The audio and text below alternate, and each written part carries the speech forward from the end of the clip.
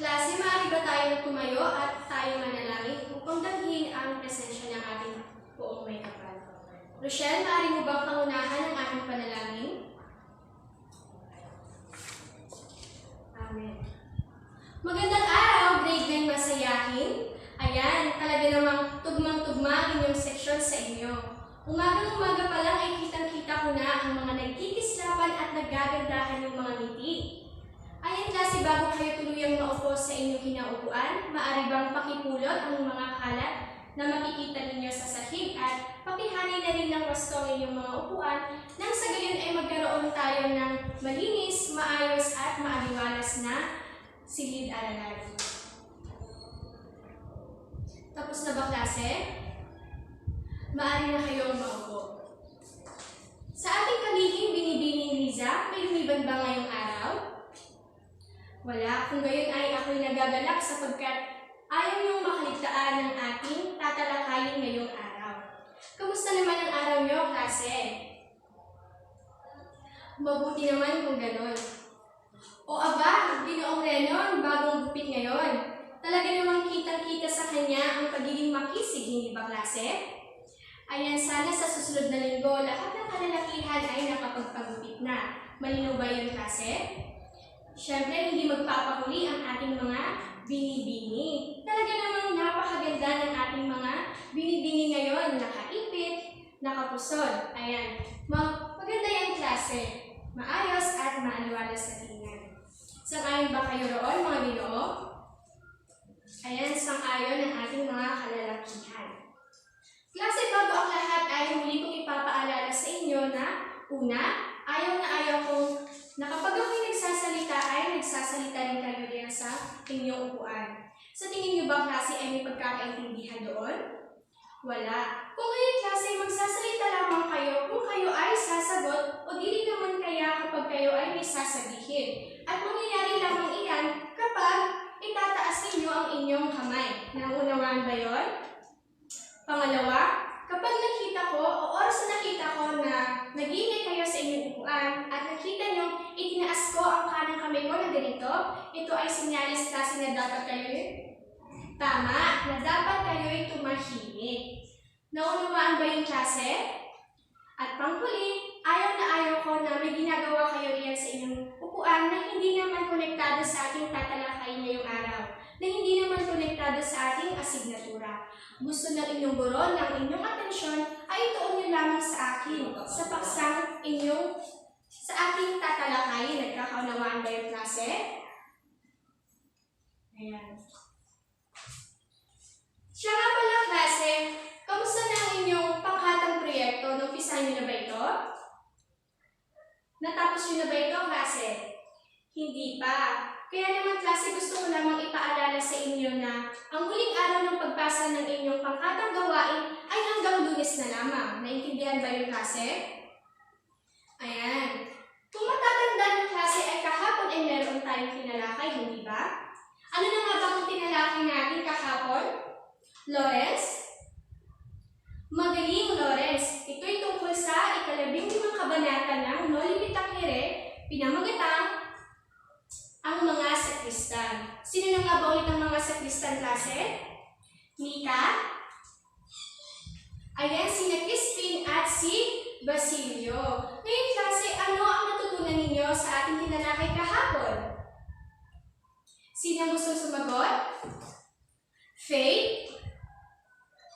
Magaling, Faith. Ito ay patungkol sa pagbibintang. Ang pagbibintang ay isang masamang gawain kung saan si Christine ang pinagbintangan sa kwento. Meron pa bang gustong sumagot? Vanessa. Magaling, Vanessa. Ang pagsisinungaling ay maaaring magdulot ng kapahamakan. Ayan, klase, talaga namang naisa-isip at naisa-puso ninyo ang ating tinalakay kahapon. Ngunit, hindi ba riyan formal na nag-uumpisa ang ating talakayan ngayong araw? Ayan, klase, kung mapapansin ninyo ay meron tayong mahiwagang kahon, di ba? Ayan, klase, gusto niyo bang maglaro? Ayan, kung ganyan ay papangkatin ko kayo sa dalawang grupo. Sa halin na ito ang pangkat A at sa halin bahagi naman na ito ang pangkat B. Ang bawat pangkat ay magkakaroon ng tig-5 representante. Nakapili na ba ng mga representante, klase? Maaari nang pumunta sa harapan ang mga representante. Ayan, klase, kung mapapansin ninyo ay meron tayong mahiwagang kahon sa inyong harapan. At sa mahiwagang kahon na ito, mayroon diyang puzzle na kung saan ito'y bubuin ninyo. Magpapaunahan lamang kayong buuin ang puzzle na may kasamang kasabihan. At meron din ditong folder na ginupit na parisukat na hugis kung saan doon nyo ididikit ang mga puzzle. Nang sa gayon ay makita rin ng inyong mga kaklase ang larawan na inyong nabuo. Nagkakunawaan ba tayo? Handa na ba lahat ng grupo? Kung gayon, ang 2 minuto ninyo ay mag-uumpisa na. 1, 2, 3, go!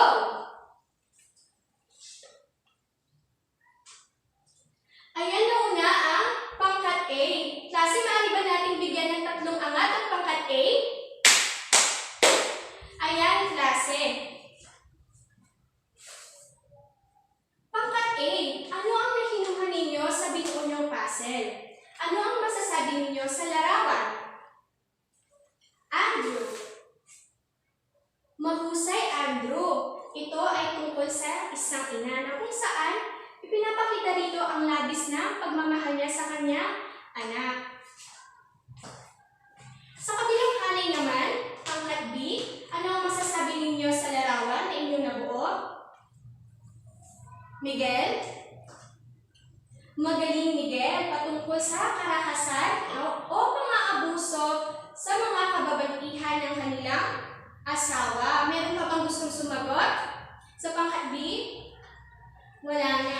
Kung ngayon, klase, ano ang masasabi ninyo sa 2 larawan? Sa tingin niyo, klase, ano ang kabuuang ideya ng 2 larawang ito? Patungkol saan ito, klase? Sandali lamang, klase. Hindi ba't sinabi ko na sa ganitong pagkakataon na tinatanong ko kayo ay hindi dapat sabay-sabay na nagsasalita? Nalimutan niyo na ba yun, klase? Hindi. Kung ganyan, sino gustong sumagot, klase? Ellen? Mahusay, Ellen. Ito ay tungkol sa ating ilaw ng tahanan ng ating ina. Kaya niyang tiisin ang lahat, kaya niya ang gawin lahat, at hindi siya magsasawang magbigay, at hindi kailanman mauubusan ng pagmamahal sapagkat wala siyang katulad. Ang nagbibigay liwanag sa ating simpleng bahay, ang ating ina. Kung ngayon, klase, ay tunghayan natin ang kwento ng isang ina sa 16 na kabanata ng Nolimitang Hireo na magatang si Sisa.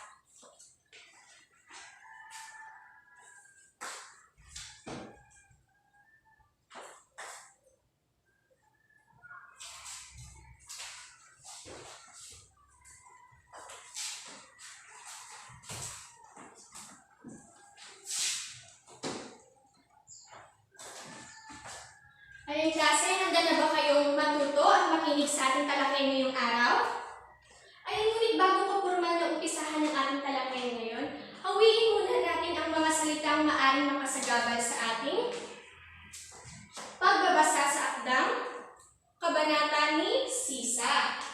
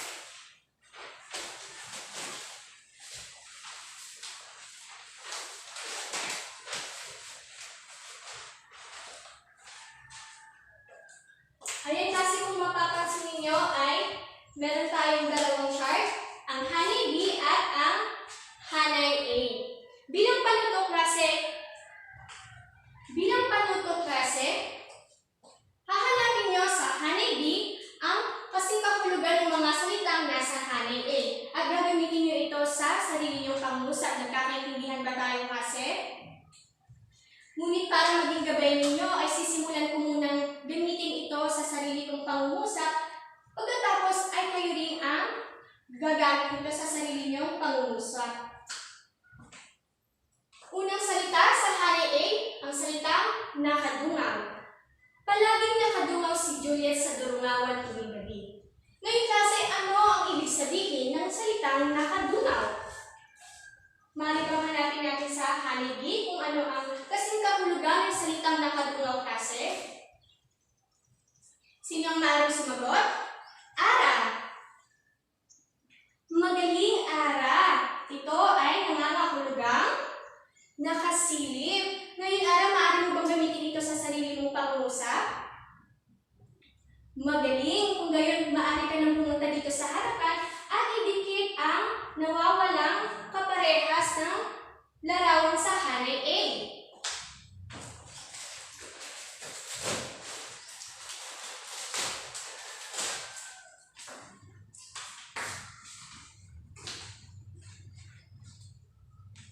Sumunod ay ang salitang kapritso. Hindi niya pinagbigyan ang kapritso ng anak sapagkat namimihasa na lamang ito at walang naging mabuting naidulot sa kanyang anak, kundi katamaran lamang at ang labis na paghingi ng kapritso. Ngayon klase, ano ang ibig sabihin ng salitang kapritso? Sino ang gustong sumagot klase? Adrian? Magaling! Ang salitang kapritso ay nangangahulugang luho. Ngayon, Adrian, maaari mo bang gamitin ito sa sarili mong pangungusap?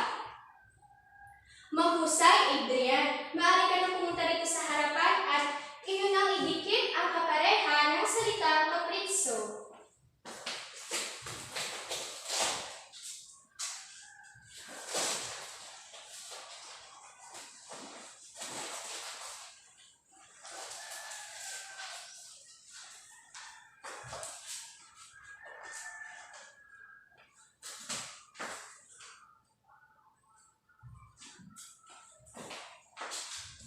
Ayan klase, sunod na salita ay ang salitang nakumpa.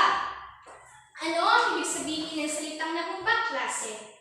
Kitang-kita sa mukha ni Ana ang nakumpak niyang pisngi at magulo niyang buhok nang minsan siyang dumalo sa isang pagpupulong. Ang salitang nakumpa klase ay nangangahulugang sino ang maaaring sumagot? Miho? Mahusay, Miho. Ang salitang nakumpak ay nangangahulugang namaya. Ayan, Miho, maaari mo bang gamitin ito sa sarili mong pangungusap? Magaling! Maaari ka nang pumunta dito sa harapan at iyon ang idikit ang nawawalang larawan sa salitang nakumpak.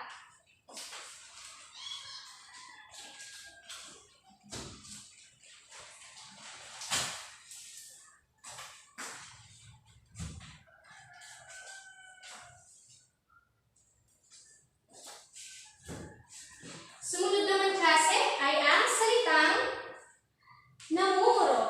Ano ibig sabihin ng salitang namumuro klase? Ayan. Magbibigay muli ako ng sarili kong pangungusap. Ayan klase, mapapansin kay Mary ang namumurok niyang katawan dahil sa labis na pagkain. Ngayon klase, ano ang ibig sabihin ng salitang namumuro? Jubiel. Magaling, Jubiel! Ang salitang namumurok ay nangangahulugang nanaba.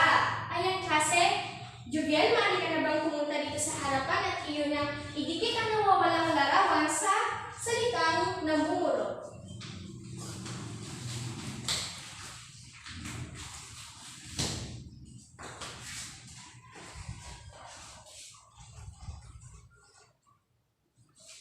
Ayan klase, panghuli ay ang salitang humahangos. Ano kaya sa tingin ninyo ang kahulugan ng salitang humahangos? Ay kaya sa dalawang salitang natitira rito sa hari B?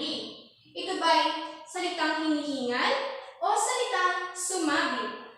Ayan klase, ang bata ay humahangos sa paglalakad papunta sa kanyang paaralan upang hindi siya mahuli sa klase. Ang salitang humahangos ay nangangahulugang. Sinong maaring sumagot? James? Mahusay, James. Maaari mo bang gamitin sa sarili mong pangungusap ang salitang humahangos, James? Magaling! Maaari ka na pumunta dito sa harapan, James, at upang idikit nga ang nawawalang salita na kapares ng salitang humahangos.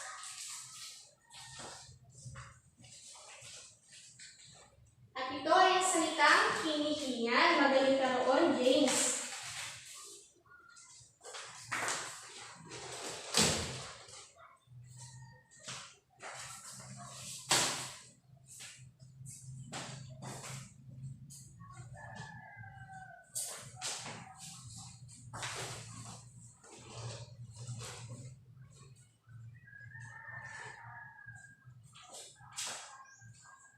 Ayan, klase. Ito ang nawawalan natin salita. Sumabit, wala siyang kapareha. Ayan, klase, nabuo na nga natin ang mga salitang maaring makasagabal sa inyong pag-unawa. Nabigyan na natin ng mababaw na pagpapakahulugan ang mga salita maaring makasagabal sa inyong pag-unawa habang pinag-aaralan ng ating tinatalakay ang ating paksang aralin ngayong araw. Ngayon, klase, dumako na tayo sa ating paksang aralin na pinamagatang si Sisa. Ayan, klase, hindi ba ibinigay ko sa inyong takdang aralin ang patungkol dito? Ano na nga ba ulit ang ating takdang aralin kahapon? Sino muli ang makakapaglahad? Klase? Nakikinig pa ba, klase? Muli, maaari bang ilahad ang aking ibinigay na takdang aralin kahapon? Lawrence? Tama! Binasa at pinag-aralan niyo nga ba itong mabuti, klase? Kung ngayon ay ating alamin kung talagang binasa niyo ang ating paksa ngayong araw.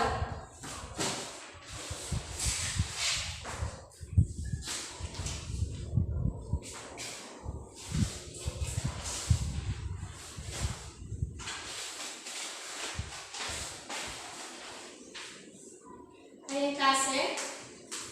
Nakikita ba lahat? Nakikita niyo bang lahat ng ating mahiwagang telebisyon?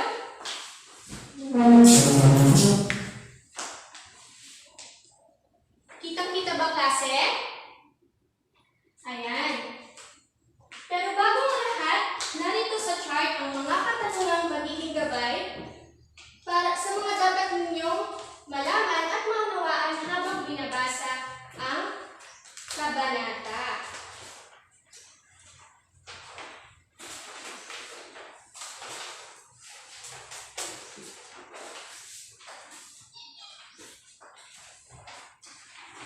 Sandali lang, klase.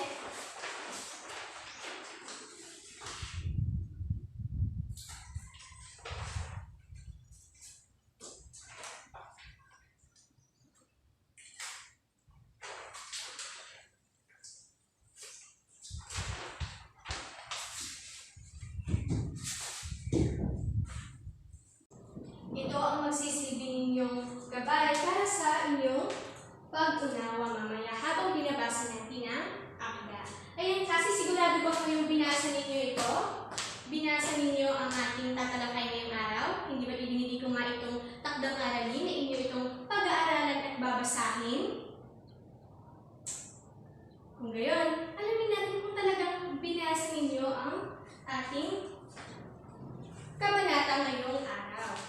Maaari bang buksan ninyo ang inyong mga aklat sa pahina 580 at ating talakayin ang kwento ni Sisa.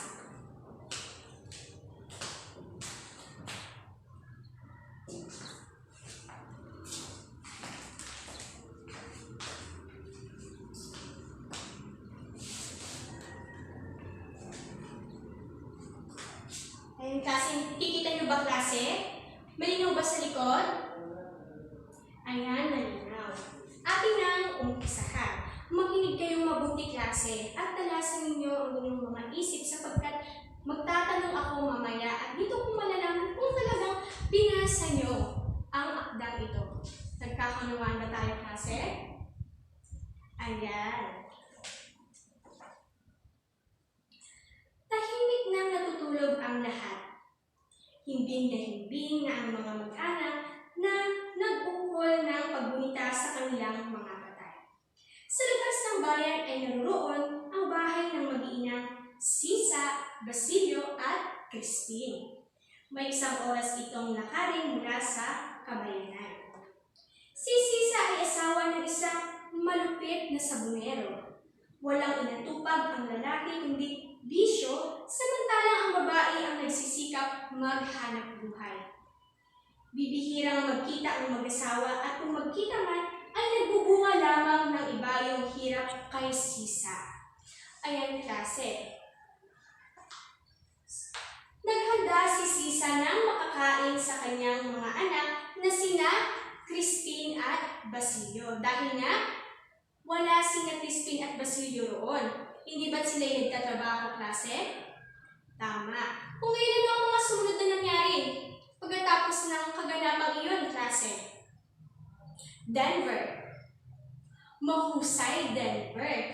Sa kasamaang palad, dumating ang walang kwenta niyang asawa at inubos ang kanyang inihain para sa kanyang mga anak na sina Crispin at Basilio.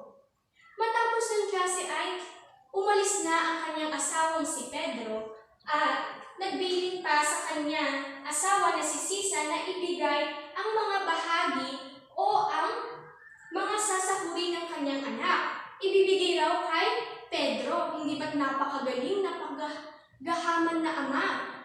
Ang paghihirap ng kanyang mga anak ay mapupunta lamang sa isang sabungero. Ayun, klase, matapos doon, ano ang sumunod na nangyari? Ingo. Magaling, Ingo. Talaga namang binasa mo ang patungkol sa akdang ito, Ingo. Aktibong-aktibo ka ngayon.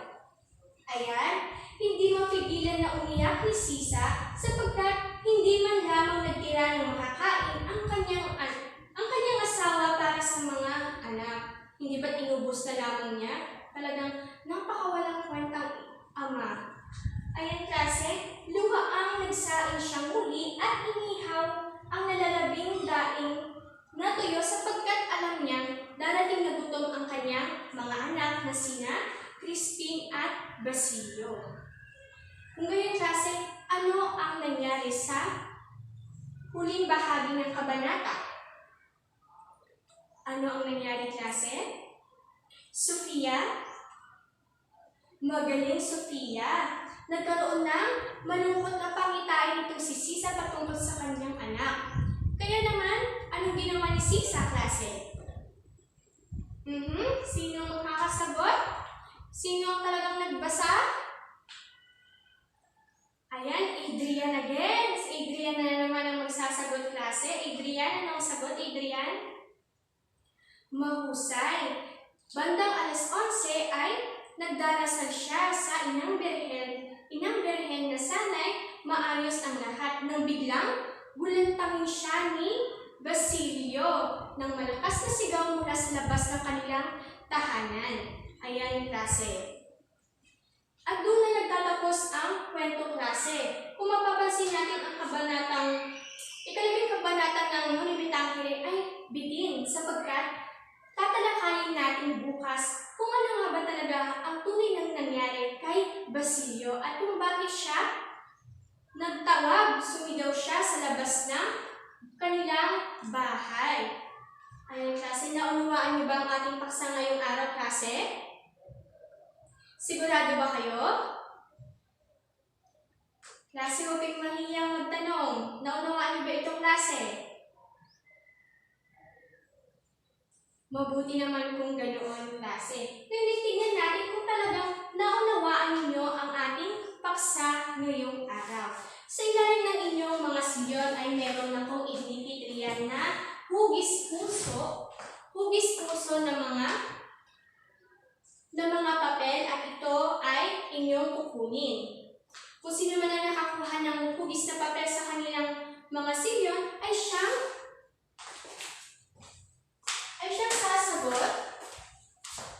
sasagot klase ng mga katanungan. Kung ganyan klase, paano nyo nakunin ng mga hugis puso sa inyong mga silyon? Nakuha nyo na ba klase? Maaari bang itaas ang kamay ng mga nakakuha ng mga hugis puso? Ayan, 1, 2, 3, 4, 5, 6, 7. Kulang pa ng 3. Sino yon, klase? Maaari bang pakitaas ang kamay? Ayan, 8, 9. Meron pang isa. Mia, 10. Ayan. Ngayon klase ay atin nang sagutan ang mga katanungan. Sa unang katanungan klase, sino ang pangunahing tauhan sa kwento? Ngayon, sino ang nakakuha ng berdeng puso? Karen. Mahusay, Karen. Ang pangunahing tauhan sa kwento ay si Sisa. Ayan, sa pangalawang katanungan naman, paano mo inilarawan si Sisa bilang ina? Ngayon, klase, sino ang nakakuha ng pulang puso? Chloe. Mahusay, Chloe. Si Sisa ay isang mapagmahal at maagang ina. Sumunod klase ay ang ikatlong katanungan. Sino ang asawa ni Sisa? Inarawan ang ipinakitang ugali sa kabanata. Ngayon klase, sino ang nakakuha ng kulay violet na puso? Janica. Ayan, tumpak si Pedro. At nailarawan natin siya bilang isang walang kwentang ama. Ayan, sumunod naman klase, paano mo ilalarawan ang pangunahing tauhan bilang asawa? Kung kanina bilang ina, paano naman natin mailalarawan ngayon si Sisa bilang asawa? Sino ang nakakuha ng puting puso? Asul na puso. Asul pala. Dahil ang puting puso ay patungkol siya sa ikalimang tanong. Ayan, berdeng puso, sino nakakuha? Riza. Magaling, Riza. Ayan. Isa siyang butihing asawa na kahit na minamaltrato siya ng kanyang asawang si Pedro, ay mahal ng mahal niya pa rin ito. Hindi ba klase? Sana all. Ayan klase, ikalimang katanungan, ano ang inihanda ni Sisa para sa hapunan ng mga anak? Sino ang nakakuha ng puting puso, klase? Sino, klase? Judy? Ayan, mahusay Judy, tawilis, kamatis, na siyang humingi pa siya kay Pilosopong Casio ng maaari niyang ipanghain sa kanyang mga anak. Ayan, ika-anim na katanungan. Ipaliwanag ang pang-aabuso na ginawa ni Pedro kay Sisa. Sino ang nakakuha ng itim na puso? Dayan. Magaling, Dayan. Sa ikapitong katanungan naman, ano ang naramdaman mo sa karanasan ng pangunahing tauhan sa kanyang asawa? Ano ang naramdaman niyo kasi? Naging masaya ba kayo doon sa ginawa ni Pedro kay Sisa? Sinong nakakuha ng kulay orange na puso? Rochelle. Mahusay, Rochelle. Sumunod naman ng katanungan, kung ikaw si Sisa, matitiis mo bang manatili sa piling ng ganong asawa? Kung kayo yung klase, matitiis niyo ba na gano'n ang asawa niyo katulad ni Pedro? Tingnan natin, sino nakakuha ng pink na kulay? Sino klase? Ruby? Ayan, mahusay, Ruby. Ikasyam na katanungan, kung ikaw si Sisa, ipaglalaban mo ba ang karapatan mo sa kamay ng mapanakit mong asawa? Sino ang nakakuha ng berde? Medyo light itong berde na ito kumpara dito. Ano ba klase? Ngayon, sinong nakakuha ng ganitong kulay na puso? Sinong klase? Ayan, si Michelle. Maaari mo bang sagutin ito, Michelle? Mahusay, Michelle. At ang panghuli nating katanungan, sa iyong palagay, paano mo matutumbasan ang pagsasakripisyo ng isang ina? Matutumbasan nga ba ito, klase? Sino makakasagot? Kulay purple na puso. Sino makakasagot, klase? Zoe. Magaling, Zoe. Ayan. Natutuwa ako, klase, sapagkat napakagaling ng inyong mga kasagutan at mga pagpapaliwanag. Talaga namang naunawaan ninyo ang akdang ating binasa. At dahil dyan, klase, bigyan nyo ng 3 angat ang inyong mga sarili. Ayan, klase, dahil nasagutan na nga natin ang mga gabay na katanungan, ay magkakaroon tayo ng pangkatang gawain, klase.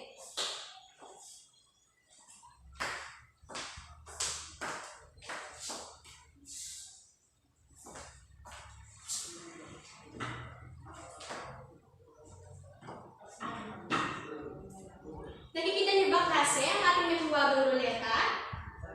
Ayan, klase, upang mahasa ang inyong mga kakayahan, mga taglay ninyong kakayahan, ay magkakaroon kayo ng pangkatang gawain. Hahatiin ko kayo sa 4 na grupo. Ang unang pangkat ay magmumula kay Daniel hanggang kay Rose. Ang ikalawang pangkat naman ay magmumula kay Liza hanggang kay Enrique. Ang ikatlong pangkat naman ay magmumula kay Alex hanggang kay Carlo. At ang panghuling pangkat ay mula kay Sofia hanggang kay Kisses. Nagkakaunawaan ba tayo, klase? Ang bawat pangkat ay dapat magkaroon ng tig-isang leader.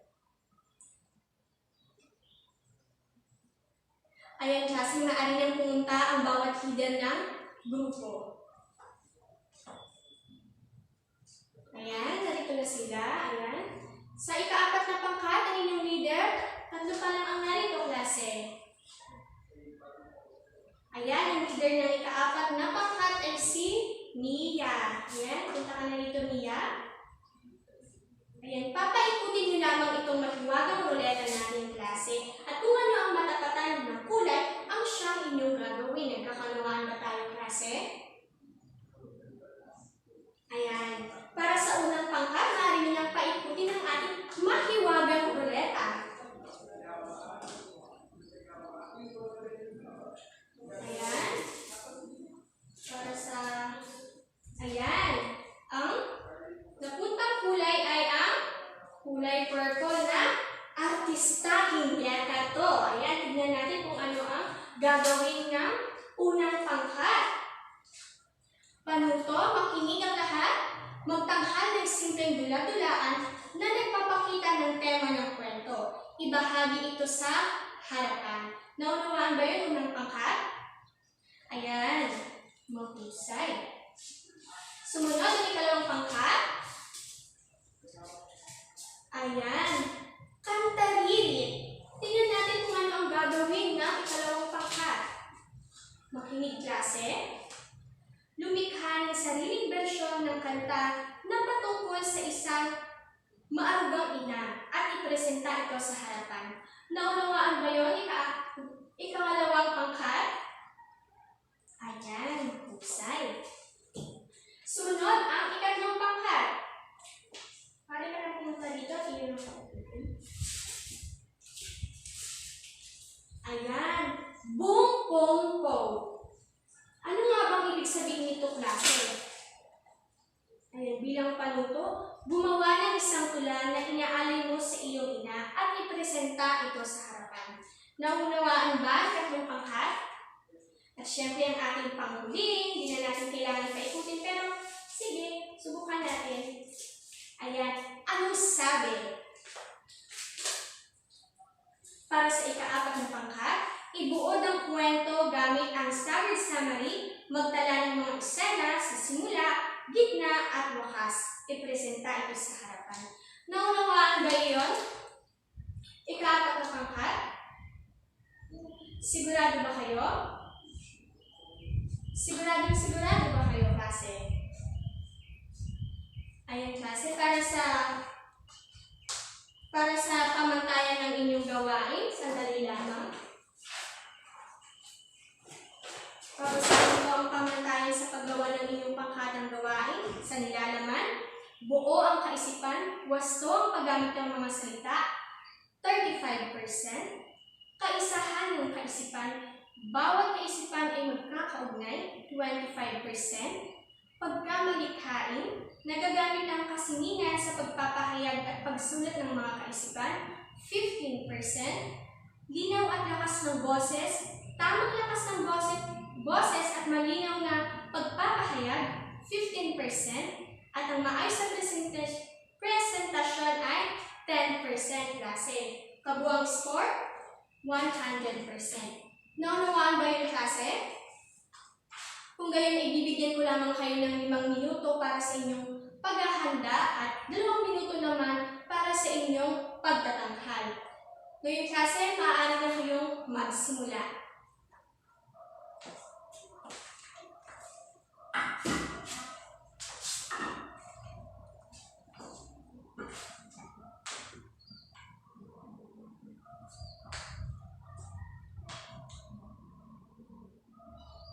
Tapos na ba klase? Ayan. Maaari ko bang tawagan ng mga unang pangkat upang ipresenta ang kanilang gawain?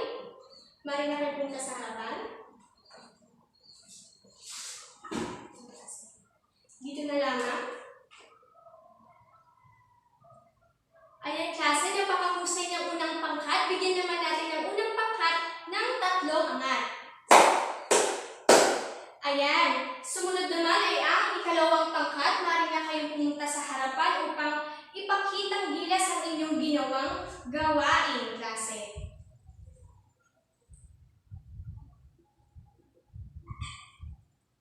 Ayan, napakahusay naman ng ikalawang pangkat. Bigyan naman natin ng 3 angat ang ikalawang pangkat. Ayan, klase. Siyempre, hindi magpapahuli ang ikatlong pangkat. Maaari na ba kayong pumunta sa harapan at ipresenta ang inyong gawain?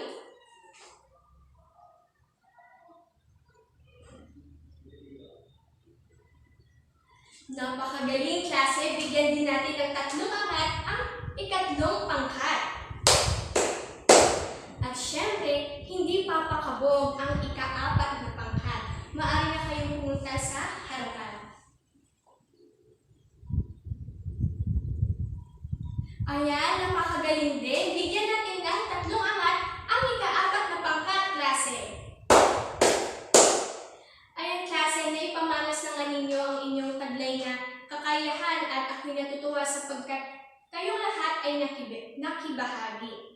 Ayan, klase, dahil naging maayos ang inyong pagsasagawa ng inyong pangkatang gawain, bigyan nyo ng 5 angat ang inyong mga sarili. Klase, tunay nga namang naunawaan ninyo ang ating tinalakay ngayong araw. Subalit, upang malaman po kung talagang naisa-isip at naisa-puso ninyo ang ating tinalakay ngayong araw, magkakaroon kayo ng maikling pagsusulit.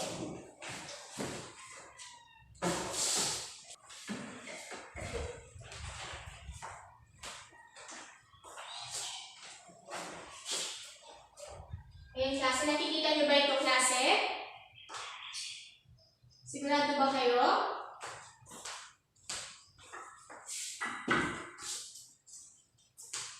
Para sa una ninyong panuto, klase.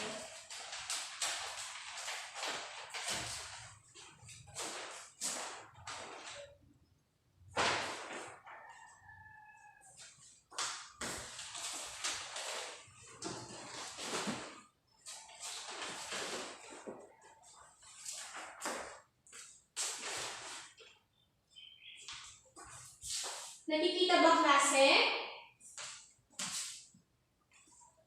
Sa likod nakikita ba?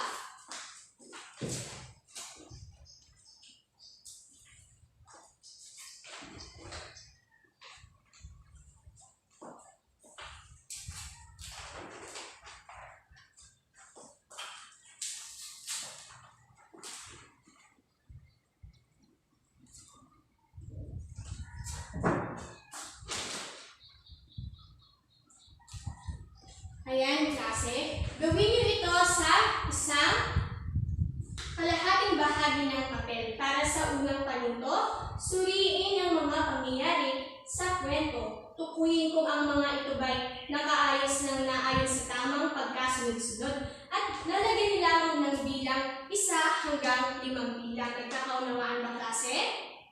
Ayan, sa ikalawang naman, basahin ng mabuti ang bawat pangungusap. Isulat sa patlang ang tumpak kung ito ay tama at ligwak naman kung ito ay mali. Ayun, klase, bibigyan ko lamang kayo ng 10 minuto upang sagutan ang mga katanungan.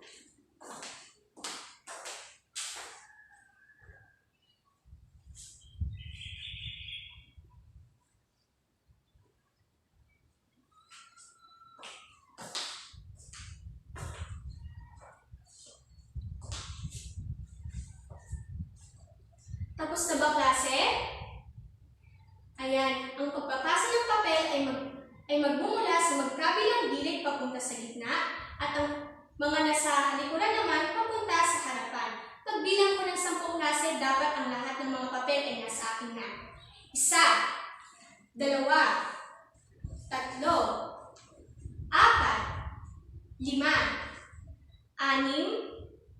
7, 8, 9 at 10. Ayan, narito na sa akin ang inyong mga kasagutan, ang inyong mga papel. Aking itong mamarkahan mamayang gabi at ibabalik ko sa inyo kinabukasan nang sa gayon ay makita ninyo kung ilan ang inyong nakuha. Ngayong klase, naunawaan niyo ba ang ating tinalakay ngayong araw? Nagustuhan niyo ba ito, klase? Sigurado ba kayo? Natuwa naman ba kayo sa ating tinalakay, klase? Kung ngayong klase ay ating pagnilayan or ating mag-reflect tayo sa pangunahing tauhan, ano ang masasabi niyo kay Sisa, klase? Sino ang maaaring sumagot?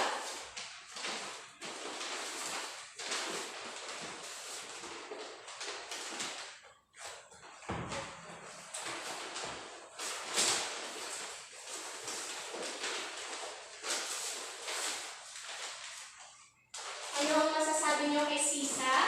Sa ipinakita karakter ni Sisa, klase? Mika? Mahusay, Mika. At bilang paglalabo,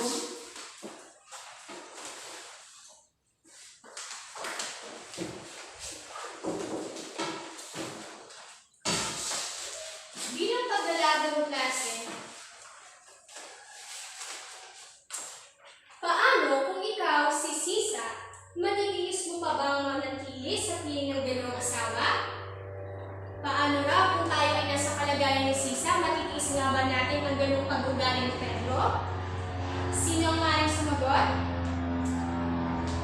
Dayan? Magaling, Dayan. Sumunod naman ay, paano naman kung ikaw si Sisa? Ano ang dapat mong gawin upang hindi mamihasa si Pedro sa masama niyang ugali sa inyong mag-iina? Sino ang makakapagsagot? Rochelle? Mahusay, Rochelle. Ayan, talaga namang naunawaan ninyo ang ating tinalakay ngayong klase. At klase, bago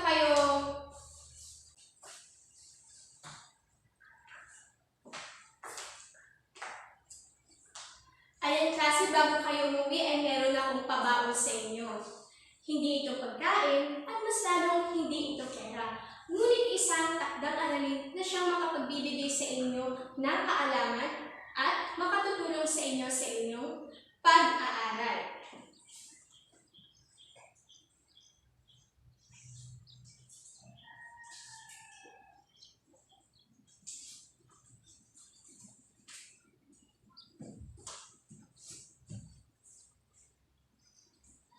Klase, nakikita niyo ba ang nasa pisara? Kung mapapansin niyo, klase, ay mayroong mga dapat nalagyan ng mga salita. May mga nawawalang salita. Ano kaya ito, klase? Meron bang ideya sa inyo? Meron bang gustong sumagot?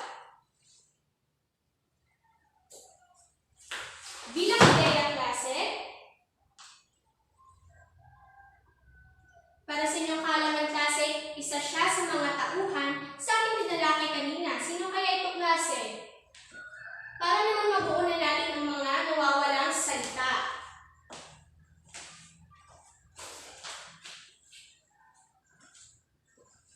Meron bang gustong magsalita? Gustong sumagot? Rika, ayan, may kasagutan si Rika. Mari ka ba pumunta sa harapan, Rika, upang ilagay ang mga nawawalang letra?